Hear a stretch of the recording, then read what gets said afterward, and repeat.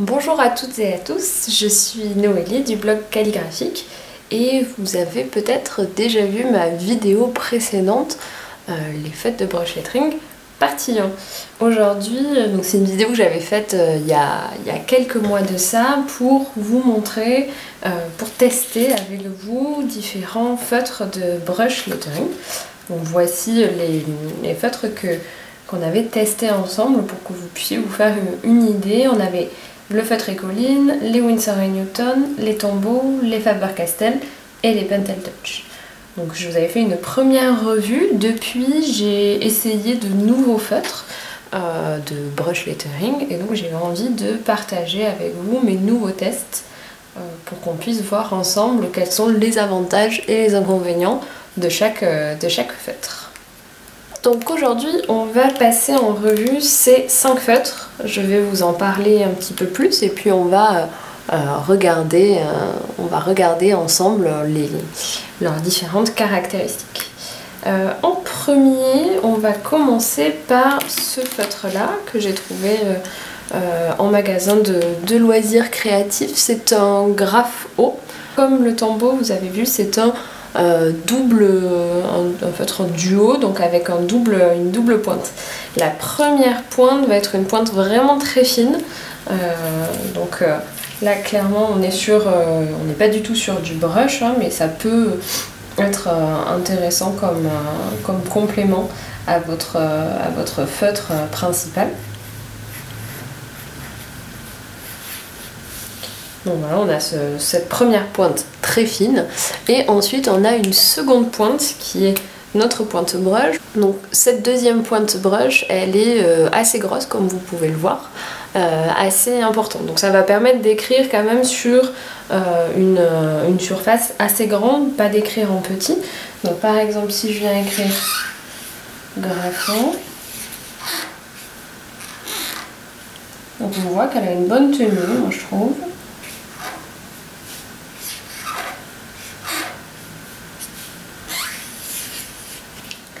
Elle a une belle tenue, elle arrive bien on arrive à avoir des contrastes entre plein et déliés qui sont intéressants et elle s'écrase pas tant, ce qui fait qu'elle reste quand même d'une taille correcte. On peut arriver en ralentissant un peu le geste à avoir un résultat pas trop gros.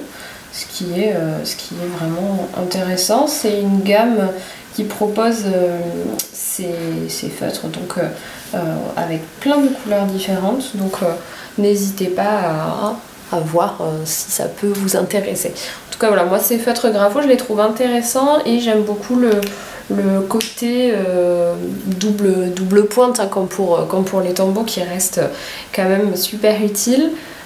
Sachant que la deuxième pointe est beaucoup plus petite que sur du Tombow, on n'est pas sur du feutre, on est plus sur du stylo à pointe fine, mais ça peut être sympa et ça peut venir, je sais pas, apporter un petit complément à votre calligraphie qui peut être très sympa. On peut s'amuser à créer comme ça, je sais pas, une sorte d'ombre sur votre travail. Ça peut venir en complément ou bien sûr ça peut être utilisé complètement à part. Il n'y a pas d'obligation d'utiliser votre pointe de cette manière-là, mais moi je trouve ça assez sympa.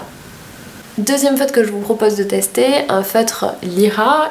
Là c'est un feutre noir, mais donc il en existe bien sûr de plein de sortes. Lyra c'est une marque allemande que je ne connaissais pas et donc j'ai voulu acheter ce feutre noir pour tester. Là encore, double pointe. La pointe fine est une pointe de feutre assez classique, qui peut toujours être utile, assez fine même, mais qui est quand même moins stylo que la pointe du graphon. Et notre pointe principale est, donc on le voit, assez grosse, et elle va nous permettre de faire des pièces en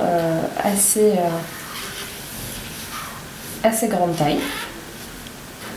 Le noir est hyper pigmenté, donc je sais pas avec les autres couleurs, je n'en ai pas testé d'autres encore, mais le noir est très pigmenté, donc ça c'est super agréable.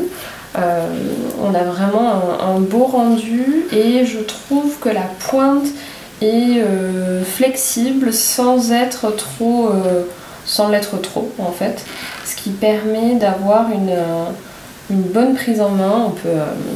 On peut travailler bien sûr sur des plats un petit peu moins épais. On arrive bien à doser, je trouve, la pression dessus sans être trop sensible. Parfois je trouve que les tombeaux sont un petit peu trop sensibles, ils vont avoir tendance à trembloter un petit peu sur la montée.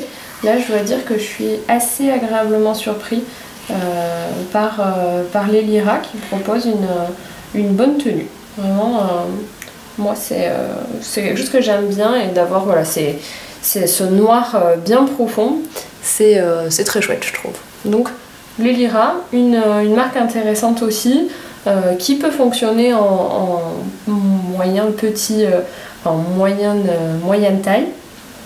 Aussi le double feutre, toujours pareil, utile si on a besoin de jouer sur des tailles ou pour deux utilisations différentes. Donc un deuxième feutre assez intéressant je trouve.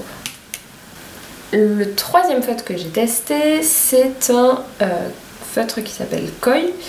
Ça fait partie de la marque Sakura, qui est une marque japonaise, et donc ce sont des brush pens colorés. Et pareil, il existe plein de couleurs différentes. N'hésitez pas à vous rendre en magasin de beaux-arts pour tester, faire comme moi, en acheter un et puis tester pour après, pourquoi pas, acheter une pochette ou plusieurs couleurs de ceux qui vous plaisent.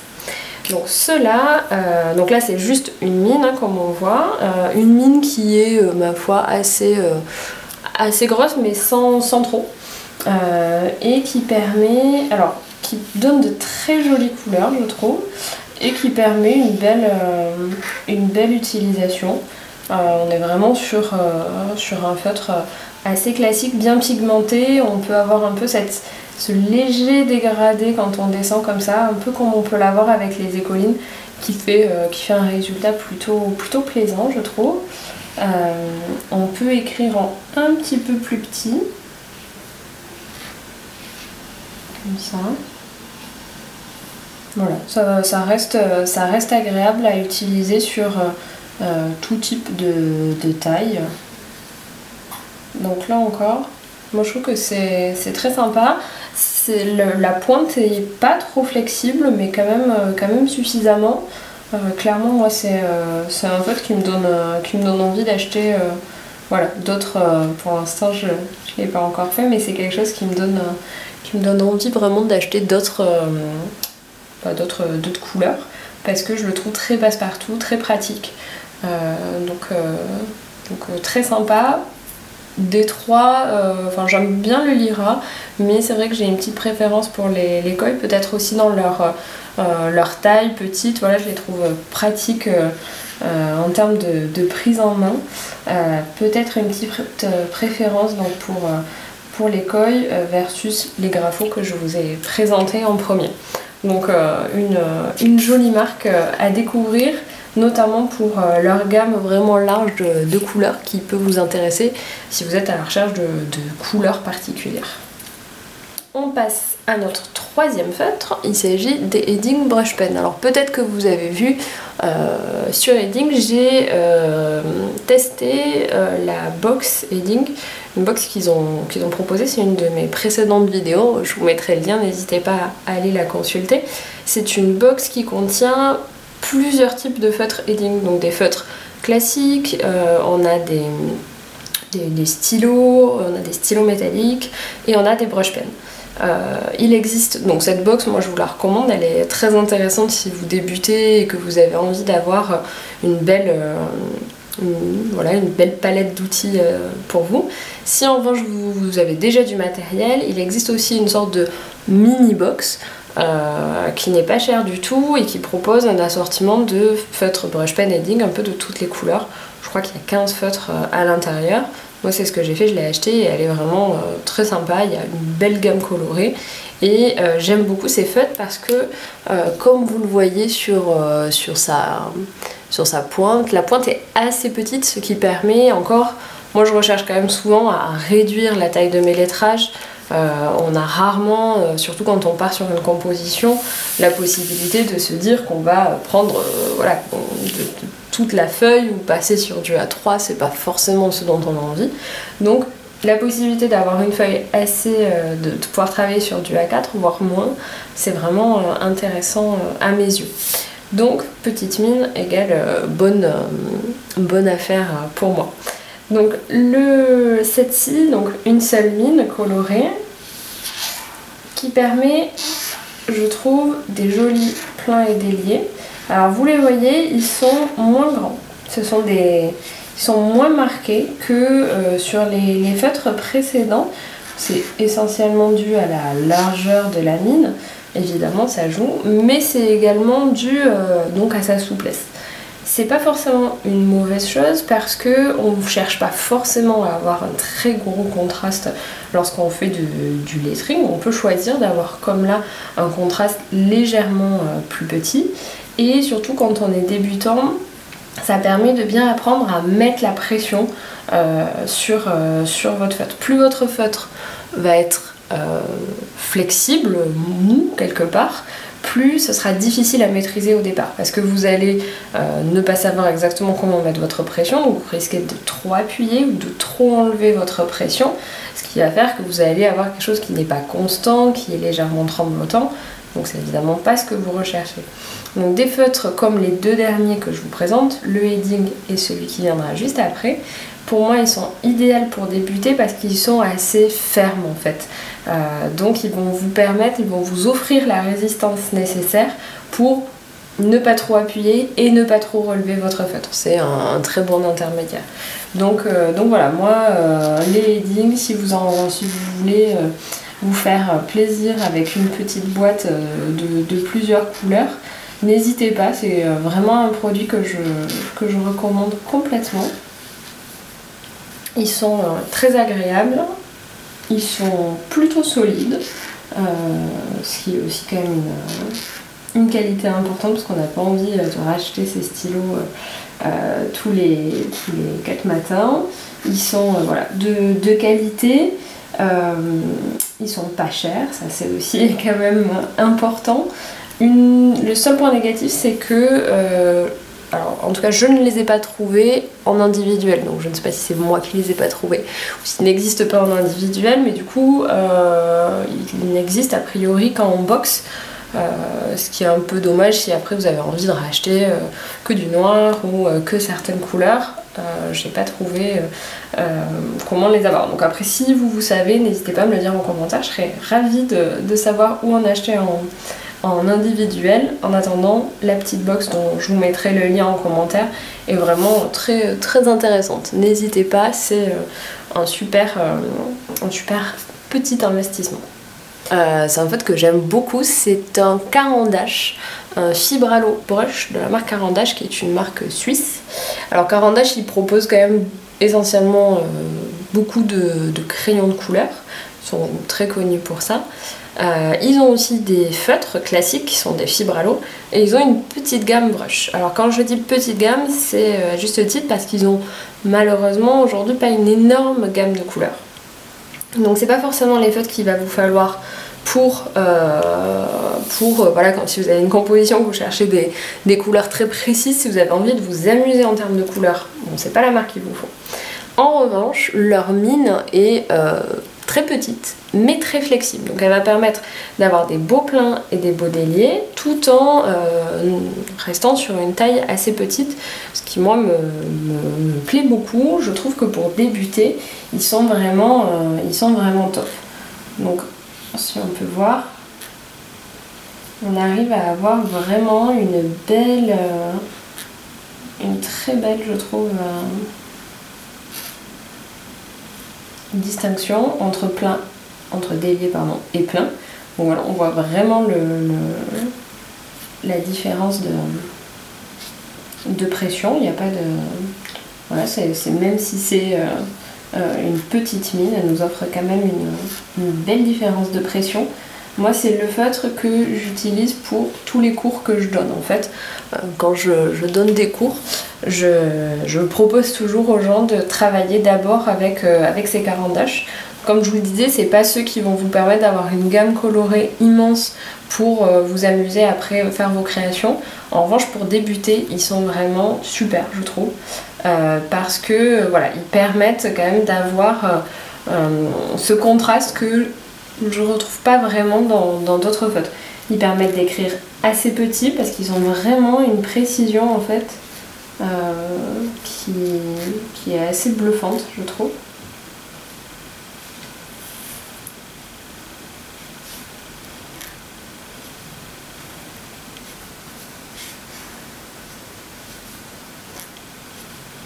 Donc là on voit hein, que même en format assez petit, on arrive à avoir un super résultat.